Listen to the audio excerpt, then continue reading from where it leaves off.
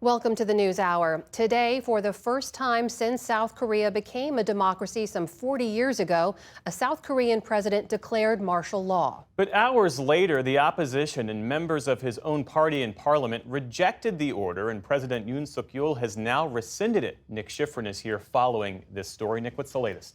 Jeff, a senior administration official tells me tonight the U.S. said to South Korean officials that Yoon's declaration was, quote, untenable, and urged them to reverse it quickly. And the official warns that Yoon might not survive this episode that could have threatened the stability of one of the U.S.'s most important allies. In Seoul tonight, they stormed the institution they pledged to protect. Special Forces soldiers acting under martial law fought with protesters and pushed back opposition politicians from entering parliament. Inside, the only thing that stopped soldiers from the parliament floor, furniture deployed by opposition staffers. That allowed Parliament to vote down the martial law declaration 190-0, a step demanded not only by the leader of the opposition, who live-streamed himself jumping over the fence to get to Parliament, but also by the leader of Yoon's own party, who said, quote, the president's declaration of martial law is wrong. With our people, we will stop it. Afterwards, security forces rushed out of Parliament. Protesters celebrated a battle won, and Yoon revoked his own declaration. I will accept the National Assembly's demand and lift martial law through a cabinet meeting. 6 hours earlier, Yoon, whose approval rating has been under 20% and who's resisted investigations into his wife, accused the opposition of being infiltrated by North Korea. I declare martial law to eradicate the despicable pro-North Korean anti-state forces that are plundering the freedom and happiness of our people. His decree prohibited all political activities, imposed government control over the media, and banned ongoing strikes by South Korean doctors. But thanks to immediate protests, it's not clear any of that actually happened. For the last 2 years, President Yoon has been a vital U.S. ally.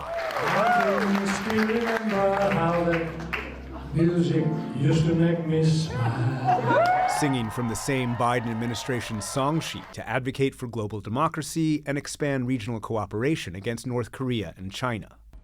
Behind the scenes, the U.S. wanted to see the crisis end. We have every hope and expectation that any political disputes will be resolved peacefully and in accordance with the rule of law. The senior U.S. official told me that some of Yoon's own advisors were, quote, shocked and humiliated by his declaration. And tonight, it appears Yoon could soon be impeached or forced to resign. To discuss this day of crisis and what comes next, I'm joined by Frank Jannuzi, president and CEO of the Maureen and Mike Mansfield Foundation, which works to foster understanding between the United States and nations across Asia. Frank Jannuzi, thanks very much. Welcome back. Good evening. To the News Hour. Do you think this political crisis at this point is over? No.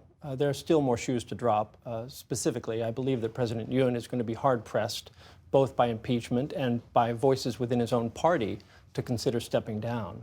But if he does so, it doesn't just end his own presidency. It potentially ends the ruling party's occupancy of the presidential office, because special elections would be held within 60 days. And at the present time, the opposition is well positioned to win those. Let me get to the implications of that, especially with President Trump becoming president just in a couple months. But first, let's go back to today. Why do you think Yoon declared martial law? Look, what precipitated this crisis were numerous frustrations of the president. First, he can't get a budget through the Congress, which is controlled by the opposition party. They're investigating his wife for allegations of various fraudulent stock manipulations, as well as taking gifts. And they've also been, frankly, working to impeach him already. His popularity has been very low, and this has the hallmarks of a desperation move of a man not very well accustomed to politics.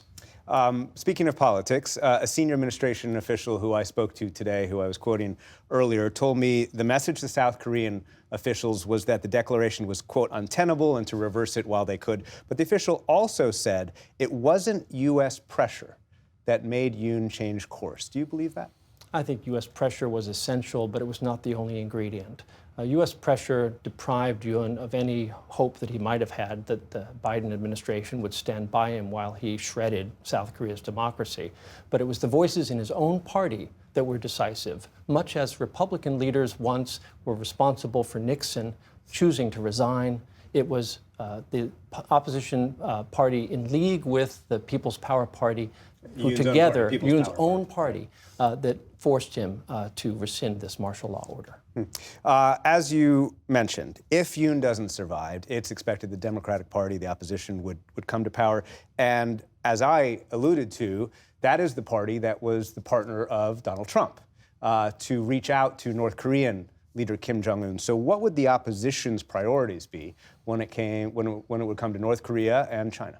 Well, on the one hand, the opposition party today is less pro-China than they used to be, and they're more really impressed with the importance of the U.S.-Japan ROK triangle. But they would open the door, potentially, to a new diplomatic initiative with North Korea, something that President Yoon has staunchly opposed, and even had Biden wanted to make such an initiative, President Yoon would have stood in his way. And so this is guessing, perhaps, but how would they work with the Trump administration?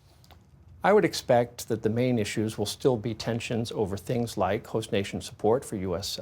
alliance forces on the peninsula, as well as soldiers in South Korea and how much they pay. And how much South Korea pays the U.S. to help support that presence, as well as trade frictions, because President Trump has signaled his intention to impose tariffs, which would have a negative effect on the South Korean economy. So those tensions will still be there. But when it comes to the potential outreach toward North Korea, there may be an opening. And finally, this has been a dramatic day. You have mentioned democracy, you've mentioned the Constitution multiple times. What do you think this day says about South Korea's democracy? Well, Nick, I was with Biden 25 years ago when he welcomed Kim Dae-jung, really the father of South Korean democracy, to Washington, D.C. in 2001. And I think what this really says is that South Korea's democracy, for all of its warts, is resilient in the face of a move to restore some kind of authoritarianism. And so it gives me hope that notwithstanding the street protests and the tussle of South Korean politics, that their democracy is resilient. Frank Jannuzi, thank you very much. Thank you, Nick.